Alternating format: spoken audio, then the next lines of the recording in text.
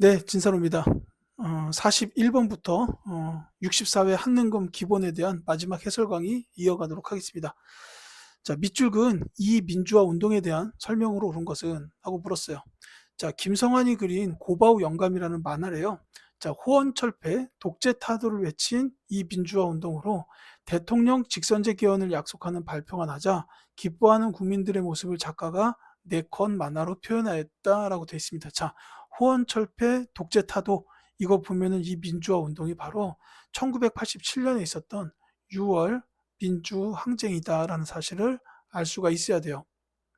여기서 호언이라는 게 이제 헌법을 지키겠다라는 뜻인데 그 헌법이 뭐냐면 대통령 간선제를 하는 헌법을 말해요. 이 당시에 국민들은 대통령 직선제를 원하고 있었습니다. 근데 간선제를 하는 그 헌법을 그대로 지키겠다는 얘기는 국민들의 뜻을 따르지 않겠다라는 뜻이었단 말이에요. 그래서 이제 민주항쟁이 일어났고, 그리고 이제 이 과정에서 결국 그 당시 여당 대표였던 노태우가 이제 국민들의 뜻에 따라 직선제로 헌법을 바꾸겠습니다라고 결국 발표를 하게 되죠. 그게 6.29 민주화 선언입니다. 그래서 이제 이 1987년의 6월 민주항쟁은 6.29 민주화 선언으로 이어지게 돼요. 이제 요거에 관한 설명을 찾아주면 되는 문제입니다. 정답부터 말씀드릴게요. 박종철, 이한열 두 분의 희생으로 확산되었다가 정답입니다. 이제 박종철 학생의 고문치사 사건이 먼저 일어나요. 그래서 이제 이거에 관해서 진상조사를 해야 된다라고 막 이렇게 이제 학생들이 먼저 들고 일어나게 됐습니다. 그리고 이제 이때 그 4.13 호원 조치가 나오게 돼요. 그래서 이제 시위가 본격화되는데 그 과정에서 그 이한열 학생이 최루탄에 머리를 맞고 이제 쓰러지게 됩니다.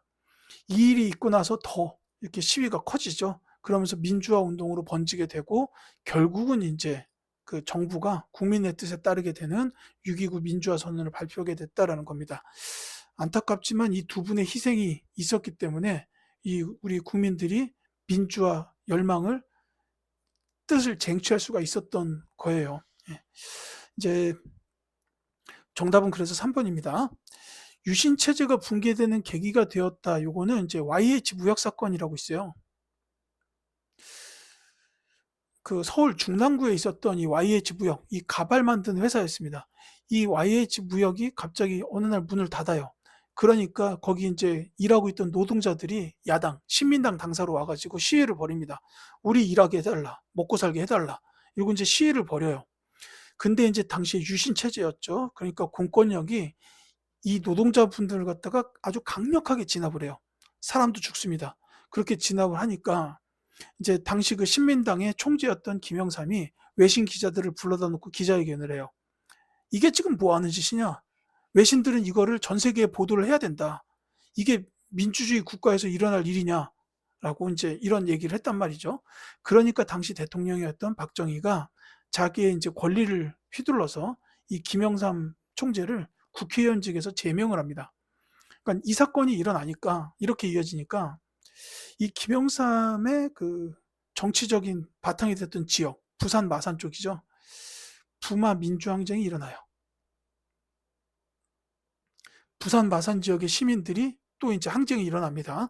그러니까 이 부마 민주항쟁을 어떻게 처리할 것이냐를 두고 박정희 대통령의 최측근 김재규와 차지철의 의견이 달라요. 그래서 이제 이렇게 의견 대립을 하다가 이 김재규가 차지철과 박정희 대통령을 빵빵 쏴버린 게 바로 12.6 사태입니다.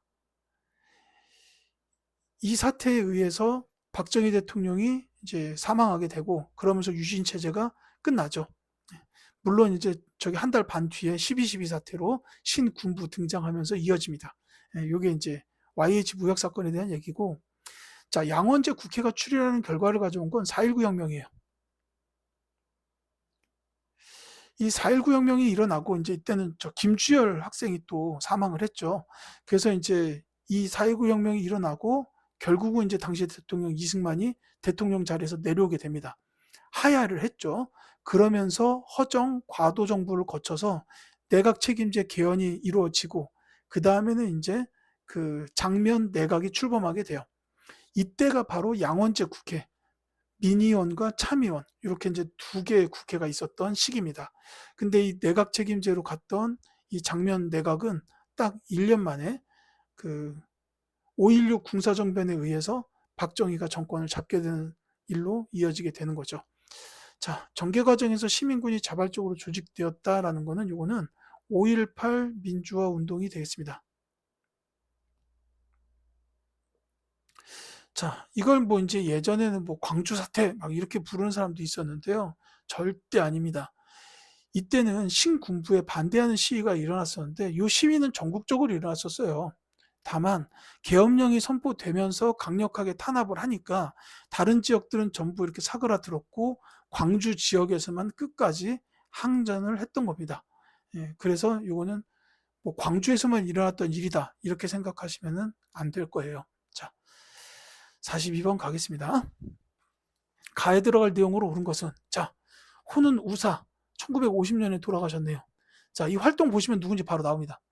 파리 강화회의에 신한청년당의 대표로 파견됐다. 자, 임시정부에서 부주석을 역임했다.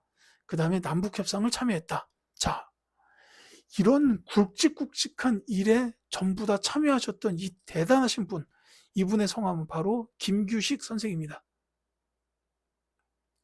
파리 강화회의 외우실 때 분명히 신한청년당 공부하실 때 파리 강화회의에 김규식 파견했다. 이렇게 분명히 기억하셔야 되잖아요. 그리고 임시정부가 대통령제였다가 국무령제였다가 나중에 주석제도로 바뀌죠. 그때 주석은 김구였고 후에 부주석으로 김규식 선생이 오게 됩니다. 그리고 남북협상도 김구, 김규식 두 분께서 북한 가가지고 김일성 만나서 통일정부에 대해서 논의를 했다는 거잖아요. 그러니까 이게 전부 다 겹치는 게 김규식 선생에 대한 설명인데 이분에 관해서 안 나온 내용이 한 가지가 더 있네요. 그게 바로 뭐냐면 좌우합작 운동이에요. 따라서 정답은 3번입니다. 이 좌우합작 위원회, 이 운동을 하게 된 이 위원회는 그 여운형 선생하고 김규식 선생하고 이렇게 이제 두 분이 좌우합작 위원회를 결성을 했는데 그래서 이제 미국 쪽에서는 이 좌우합작 위원회에다가 지원을 많이 해요. 예, 근데 이게 나중에 여운형 선생이 암살당하면서부터 이제 이 좌우합작 운동이 결국은 실패. 예, 이렇게 되는 거죠.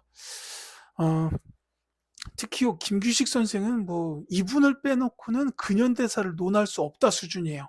그러니까 전부 다 잘 기억해 놓으셔야 되는 이 내용들이 여기에 완전히 집약이 돼 있습니다. 좌우합작 위원회 포함해서 같이 기억해 두시길 부탁드릴게요. 자, 그 다음에 요 대성학교 설립 요거는 이제 신민회에서 세운 학교죠. 그러니까 이제 그 세우신 분이 그 안창호, 이승훈 선생 요분들이라고 보면 되겠고 조선혁명 선언을 작성하신 분 신채호 선생입니다. 일제강점기 시대 그 민족주의 역사학자 중 한 분이죠. 그 다음에 한국 독립운동 지혈사 이거는 이제 박은식 선생이 썼어요. 역시 그 일제강점기 민족주의 역사학자 한 분입니다. 이 박은식 선생의 경우에는 이제 임시정부의 2대 대통령이시기도 했습니다. 이승만 초대 대통령이 탄핵당하죠. 그러고서는 이제 2대 대통령으로 박은식 선생이 취임을 했었던 이런 일도 있었죠. 자, 43번. 가 전쟁 중에 있었던 사실로 옳지 않은 것은 자, 이 전쟁 당시 압록강과 두만강 유역까지 북진했던 국군과 유엔군이 중국군 공세에 밀려서 서울 이남 지역까지 철수한 사건이다. 이게 1.14 후퇴라는 거죠. 자, 이 전쟁 뭔가요? 바로 6.25 전쟁입니다. 국군이 등장하는 전쟁, 유엔군이 나오는 전쟁이 한국사에는 6.25 전쟁밖에 없습니다. 이제 이 전쟁 중에 있었던 사실이요. 자, 인천 상륙작전 개시는 당연히 맞죠? 여기서부터 국군과 유엔군이 반전해가지고 서울을 되찾고 위로 올라가요. 그때 이제 중국군이 참전하면서 다시 밀리게 돼가지고 흥남 철수 1.4 후퇴 이렇게 이어지는 거기 때문에 요 1번도 맞습니다. 자, 발췌 개헌안 통과가 전쟁 중에 있었나? 생각할 수 있지만 이게 1952년이에요. 이승만 대통령이 이제 또 대통령을 하기 위해서 직선제로 이제 바꿉니다. 그래서 이제 발췌 개헌안 통과된 것도 6.25 전쟁 중에 있었던 내용이 맞아요. 정답은 4번 반민족행위 처벌법 제정입니다. 요 제정한 국회가 제헌국회예요. 이 제헌국회에서 제정한 법이 헌법과 농지개혁법 그리고 반민족행위 처벌법 등 크게 세 가지는 기억해 주셨으면 좋겠어요. 재헌국회에서 있었던 일이기 때문에 6.25 전쟁 전이다. 이렇게 보시면 되겠습니다. 자, 44번. 가정부 시기에 있었던 사실로 옳은 것은 해가지고 사진으로 보는 가정부 해서 나왔는데 새마을운동 나와야죠. 광주 대잔치 사건 이거 이제 잠깐 설명드릴 거고 100억 달러 수출 달성도 역시 그 가정부 박정희 정부 때 있었던 일입니다. 이 광주 대단지 사건은 이제 어느 날 서울 지역에 있던 그 빈민층들을 광주에다가 갖다 놓은 거예요. 이제 집단 이주시켜가지고 발생했던 사건이다라고 보시면 되겠습니다. 이때 이 경기도 광주 지역에 뭐 별다른 기반이 없었어요. 그러니까 이 사람들이 여기 갑자기 와가지고 이제 뭘 할 수가 없으니까 이제 그래서 일어난 사건이다. 이렇게 보시면 되겠습니다. 역시 박정희 정부 때 있었던 일이죠. 자, 농지개혁법이 제정된 거는 답부터 말씀드려야죠. 답은 경부고속도로를 준공하였다. 이게 이제 박정희 정부 때 있었던 일입니다. 자, 농지개혁법이 제정된 건 이승만 정부 때예요. 아까 재헌국회 말씀드렸잖아요. 근데 이제 그때 이제 농지개혁법 제정했어요. 그때 이승만 대통령이 이제 선출된 뒤의 일입니다. 금융실명제의 실시 그리고 경제협력 개발기구에 가입됐다. 이거는 김영삼 정부 때 있었던 일이다라고 보시면 되겠습니다. 자, 45번 갈게요. 밑줄은 정부의 통일 노력으로 오른 것은 자, IMF 구제 금융을 조기 상환한 이 정부 시기에 어떤 일이 있었냐 해가지고 정주영이 솥대를 몰고 북한을 방문하였다. 한일 월드컵 축구대회가 개최되었다라고 되어 있습니다. 일단 이 정부는 김대중 정부입니다. 다만 이제 제가 국문과를 나와서일 수도 있겠지만 요 말씀을 좀 드려야겠어요. 여기서 IMF 구제금을 조기 상환한 김대중 정부가 아니고 김대중 정부 시기라고 보는 게 맞아요. 왜냐하면 IMF 구제금융을 조기 상환한 거는 김대중 정부의 업적이 아니라 그때 계셨던 국민들의 업적입니다. 이거는 정확하게 기억하시듯 왜 금모으기 운동 하면서 외환을 땡겼단 말이에요. 이 IMF 구제금융이 일어난 게 우리나라의 외환 보유고가 부족해서였습니다. 그러니까 이제 국민들이 자기가 갖고 있던 금을 다 내놔서 야 이거 가지고 외환을 사와라 라고 한 거예요. 그러니까 이거는 국민들의 공이지 절대로 김대중 정부의 공로는 아닙니다. 그래서 IMF 구제금융을 조기 상환한 김대중 정부가 아니고 IMF 구제금융을 조기 상환한 김대중 정부의 시기라고 보는 게 맞는 거예요. 저 조기 상환한 건 국민입니다. 국민이 상환한 거예요. 요거는 반드시 좀 그렇게 기억해 두십시오. 그 지금 이거 듣고 계시는 분들이 1, 20대 분들이 많다면 그 부모님들의 노력이라고 봐야 돼요. 예. 그 내지는 그 할아버지 할머니 이분들의 노력이라고 봐야 됩니다. 자, 정주영이 솥대를 몰고 북한 방문한 거 요거는 정말로 엄청난 퍼포먼스였어요. 저기 이제 판문점 넘어가서 솥대를 이렇게 몰고 가시는데 예, 당시 이때는 제가 그 김대중 정부 때는 제가 군인이었어요. 장교로 군대에 있었던 때라 보고 정말 놀랐습니다. 예. 자, 뭐 한일 월드컵 축구 대회도 이때 있었고요. 자, 김대중 정부의 통일 노력 찾읍시다. 자, 정답 먼저 말씀드릴게요. 이것도 놀라운 일입니다.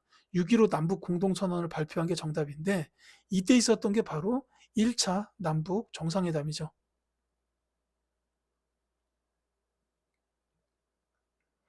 평양에서 김대중 대통령이 김정일과 만났어요. 그래서 이제 웃는 얼굴로 손을 잡고 막 인사를 나누는데 와 이게 진짜 내가 살아생전에 저런 모습을 보다니 싶을 정도로 정말로 놀라운 일이었어요. 그러니까 일하다 말고 TV 틀어서 봤단 말이에요. 진짜로 많이 놀랐습니다. 예.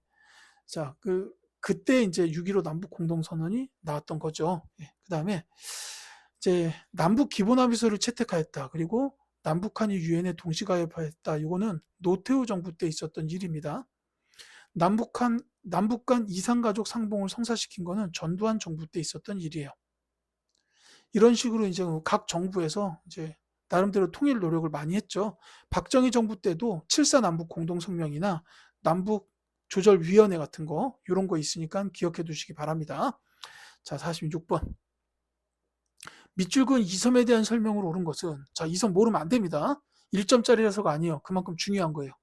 우리나라 동쪽 끝에 있는 이 섬은 1900년 대한제국 칙령 41호에서 우리 영토임을 분명히 하였습니다. 이 영토는 바로 독도, 매우 중요한 우리나라의 영토입니다. 자, 독도에 관한 설명을 찾아라는 문제예요. 안용복 선생이 나오면 이게 정답이에요. 일본 가서 우리 영토임을 확인받았습니다. 이 독도가. 이게 숙종 때 일이죠. 조선 숙종 때 일입니다. 이 안용복 선생이 우리 영토라고 아예 일본에서 확인을 받고 왔어요. 다만 이분이 이제 원래는 그냥 평민 어부인데 관리의 옷을 입고 이제 외교관처럼 행세하면서 일본에 갔단 말이에요. 예, 그래서 이제 나중에 뭐 관리 사칭죄로 뭐 이렇게 좀 그 벌을 좀 받긴 하죠. 예, 근데 어쨌거나 이 독도의 역사에서 절대로 빼놓으면 안 되는 분이 바로 이 안용복 선생이다라고 보시면 되겠습니다. 이제 그 하멜이 도착한 섬은 제주도고요. 그 다음에 이종무가 소탕한 섬은 이제 앞선 영상에서 말씀드렸지만 대마도, 쓰시마 섬입니다. 대마도가 만약에 나오게 되면 아까 그 박위, 뭐 이종무, 그 다음에 이제 또 한 가지가 최익현 선생이 순국하신 섬이기도 해요. 이 대마도가. 최익현 선생이 을사의병이죠. 을사의병을 일으켰어요. 저기 전라북도 태인 지방에서 의병을 일으켰는데 관군이 진압하러 오니까 관군을 보더니 같은 동포하고는 싸울 수 없다라고 해서 그냥 무기를 내려놔 버립니다. 그러면서 이제 잡혀 가셔가지고 이제 요 대마도까지 가셔서 거기서 이제 결국 돌아가시게 되죠. 예, 뭐 요것도 같이 기억해 두시기를 부탁드립니다. 자, 47번. 가 문화유산으로 오른 것은, 자, 이 실감 콘텐츠는 정조와 혜경궁이 함께 수원 화성에 행차하는 장면을 구현한 것이다. 자, 요 혜경궁 홍씨죠. 정조의 어머니. 이제 함께 수원 화성에 행차했다. 자, 조선시대 왕실이나 국가의 중대한 행사를 글과 그림으로 기록한 책인 가다. 자, 요거 좀 기억해 두실 필요가 있겠네요. 이런 문제도 이제 나오네요. 요거 이제 의궤. 의궤라고 부릅니다. 정답은 1번이에요. 이 의궤 관련해서 또 좀 이제 기억해 두셔야 될 게 이 외규장각, 강화도에 있었던 외규장각의 의궤가 병인양요 때 프랑스한테 약탈을 당해요. 이제 시험에 나오지 않더라도 기억해 주셨으면 하는 게 이 외교장각 의궤를 찾기 위해서 일생을 바치셨던 분이 계십니다. 박병선 박사님이에요.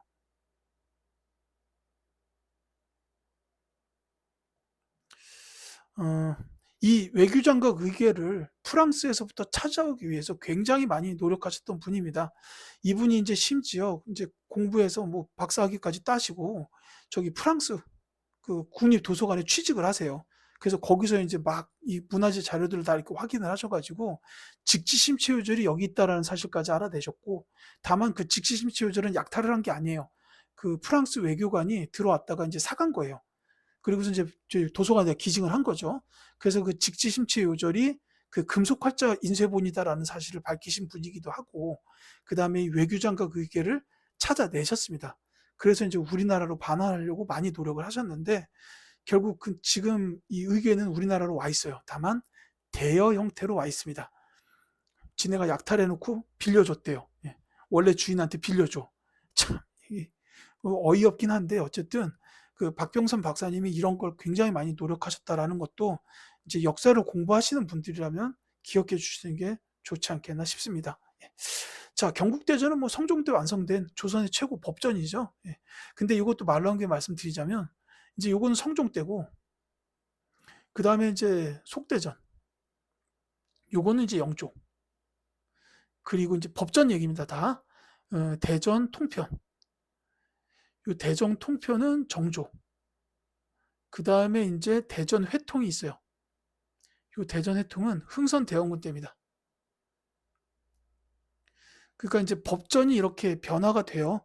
그 경국대전, 속대전, 대전 통편, 대전 회통, 이게 이제 성종, 영조, 정조, 흥선 대원군 이렇게 이어진다라는 그 법전의 변화도 저 심화 시험을 준비하실 거면 이거 기억해 두셔야 됩니다.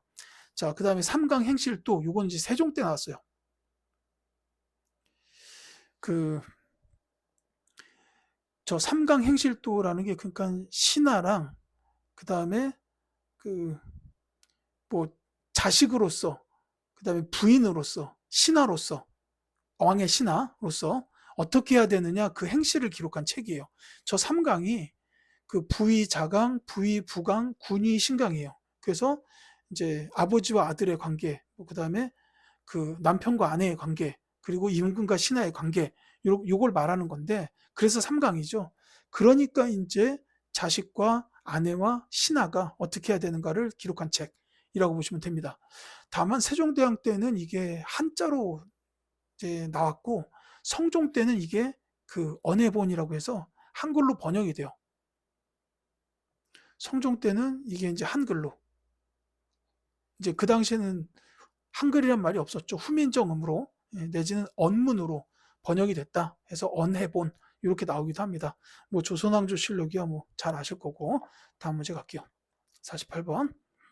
가에 들어갈 지역으로 오는 것은, 자, 우리 고장 가의 역사를 찾아서, 자, 미추홀이라고도 불린 제 고향입니다. 이 고장의 조선시대 개항기, 일제강점기, 현대.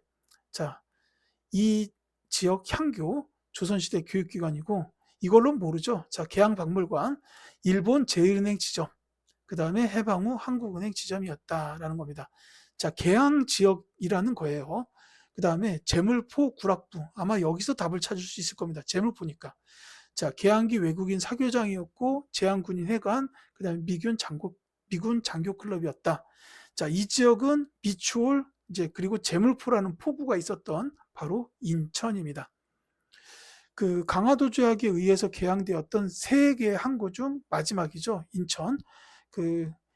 그래서 이제 인천에 그 자유공원 쪽 가시면 개항 100주년 기념탑이 있어요. 그게 이제 1883년에 인천이 개항됐는데, 그거 100주년, 즉 1983년에 그 기념탑을 세웠습니다. 이 이제 비스듬하게 높이 돼 있는데 거기 기어 올라가기도 막 그랬어요. 예, 근데 어쨌든 이 지역은 인천, 제물포 보시면 알 수 있습니다. 그리고 이제 만약에 제가 이 문제 출제했다면은 아마도 그 철도 개통, 경인선이죠. 이거를 집어넣었을 것 같기도 해요. 지금 제물포 지역을 가면은 여기가 과연 항구 포구가 맞나 싶은 그냥 육지거든요. 제물포가. 그게 이제 요 인천 지역은 그 바다 갯벌을 메워서 육지로 만든 지역이 꽤 많습니다. 그 현재의 동인천이나 제물포 지역 요런 데랑, 그다음에 최근에는 송도 신도시 요쪽도 원래는 갯벌 지역이었는데 거기를 매립해 가지고 이제 육지로 만들었죠. 저는 그 제물포 지역에서 중학교를 나왔고 송도 지역에서 고등학교를 나왔기 때문에 거기가 매립되는 과정을 전부 봤습니다. 예. 중요하지 않습니다. 49번 갈게요. 자, 가라에 들어갈 내용으로 옳은 것은 하고 물었습니다. 자, 여기는 한국사에 큰 업적을 남긴 승려, 즉 스님들이 나와 있습니다. 자, 무예가를 지어서 불교 대중화에 기여했다. 원효 스님. 인도 아시아 지역을 순리하고 왕 오천축국전을 썼다라는 게 해초 스님. 도노점수와 정해쌍수를 내세운 게 진울 스님. 그 다음에 임진왜란 시기에 의병을 일으켜서 활약한 유정 스님. 제가 아까 말씀드렸듯이 유정 스님은 사명대사라고도 부릅니다. 일본 승려들한테도 굉장히 크게 존경받았던 스님이에요. 휴정 스님, 즉 서산대사의 수제자이기도 한 유정 스님. 자, 여기에 이제 가나다라에 들어갈 걸로 맞는 거를 찾아라라는 문제입니다. 자, 신문 화쟁론을 저술했다. 자, 원효 대사의 가장 큰 업적이 이제 불교 대중화인데, 그 외에 이제 사상적인 측면을 보자면 아미타 신앙. 이제 대중들한테 이제 아미타를 외치면 극락으로 갈 수 있다라고 이렇게 설파를 하셨어요. 아미타 신앙 중요하고, 그 다음에 또 하나가 화쟁 사상이에요. 그렇기 때문에 이 화쟁 사상을 대표하는 그 책이 바로 신문 화쟁론입니다. 그래서 이게 화쟁에 대한 10가지의 질문이다라는 뜻이겠죠. 예, 그래서 가에 들어갈 내용이 맞습니다. 이게 정답이에요. 자, 해동 천태종을 창시했다. 요거는 대각국사 의천. 고려시대의 스님이죠. 대각국사 의천, 천태종 창시했고, 이 진울 스님도 고려시대죠. 이 보조국사라고도 불리는 이분은 그 조계종을 창시하신 분입니다. 지금 우리나라 불교에 가장 널리 퍼진 종파가 조계종이죠. 바로 저 진울 스님께서 창시한 그 종파입니다. 자, 그 다음에 세속 5개를 지으신 분은 원광법사예요. 원광대사. 이제 원광이라고 기억하시면 되겠습니다. 그 화랑의 그 행동 지침이라고 보면 돼요. 세속 5개. 사군 이충. 그러니까 임금님은 충으로 모셔야 된다. 사친 이효. 부모님은 효로 섬겨야 한다. 그 다음에 교우 이신. 그 친구들끼리는 믿음이 있어야 된다. 그리고 임전무퇴. 전쟁에 나갔을 때는 물러서지 말아야 한다. 그 다음에 살생유택. 죽이고 살리는 거는 선택하여야 한다라는 겁니다. 불교가의 5개는 원래 살생 금지예요. 근데 이제 화랑들이 전쟁 나가서 안 죽일 수는 없지 않습니까? 그러니까 살생 유택이 된 거죠. 이렇게 보시면 되겠고, 자, 수선사 결사를 제창하신 분은 여기 나와 있는 진울. 자, 이 진울 스님이 수선사 결사를 제창하셨다라고 보면 되겠습니다. 그 이제 고려 시대에는 이렇게 그 결사, 그러니까 이제 불교를 개혁하기 위한 이런 결사가 꽤 많이 있었어요. 이제 뭐 진울 같은 스님도 기억하신다면 요새 같이 기억해 주시면 되겠습니다. 뭐 수선사는 아니고 요새 같은 스님도 이제 결사를 하셨던 스님이고, 그 다음에 이제 원효 대사가 나왔으니까 또 한 분을 같이 이제 그 통일신라 초기로 기억하신다면 의상. 이 원효 대사랑 각별한 친구 사이죠. 요 의상 대사의 경우에는 관음신앙. 역시 불교 대중화에 기여하셨던 분이에요. 관음신앙 같이 기억해 주시면 좋겠습니다. 그래서 이게 이제 지금 이제 불교 쪽 신자들이 나무 아미타불 관세음 보살 이렇게 얘기하는 게 그 아미타가 여기서 나온 거예요. 나무는 부른다는 뜻일 겁니다. 그러니까 아미타 스님을 부른다. 나무 아미타불. 그 다음에 이제 관음신앙이 그 관세음 보살 이렇게 이어진다고 보시면 되겠죠. 자, 그리고 요 사명대사 아까 말씀드렸듯이 임진왜란 시기에 의병을 일으켜서 활약을 하셨고, 그 다음에 임진왜란이 끝난 후에 일본하고의 외교를 펼쳐서 이제 포로들을 데려왔다. 이것도 이제 그 사명대사의 업적입니다. 이제 그 광해군 때 그 일본하고 국교를 재개하게 될 때도 이 사명대사께서 이제 한 역할을 하셨어요. 50번 가겠습니다. 가다를 설립한 순서대로 옳게 나열한 것은 하고 물었어요. 자, 시대별로 보는 교육기관이에요. 이번에는. 자, 한양에 성균관과 사부학당을 세우다. 이게 사실 성균관은 이제 고려 말에 이제 고려 말쯤에 났다라고 보면 돼요. 이제 고려 말 조선 초. 근데 이제 한양이기 때문에 요거는 그 조선 시대. 이렇게 이제 확실하게 알 수 있죠. 자, 그다음에 국자감에 서적포를 설치했다. 이 국자감은 고려 시대의 교육기관입니다. 자, 그다음에 태학과 경당에서 자제를 교육했다라고 태학 이거 나오면 고구려. 자, 소수림왕 기억하십니까? 율령, 불교, 태학. 자, 대학교급 최초의 교육기관이에요. 저 태학에서 이제 소수림왕의 개혁 정책에 의해서 나온 학교, 그리고 경당은 지방의 학교들이었습니다. 자, 그렇기 때문에 다가 먼저고 그 다음에 나, 가 순서 4번이 정답입니다. 말 나온 김에 정리를 좀 드리자면, 자, 고구려는 태학이에요. 고구려는 태학, 소수림 왕입니다. 그 다음에 이제 통일신라, 신문왕이죠. 통일신라는 신문왕 시대의 국학.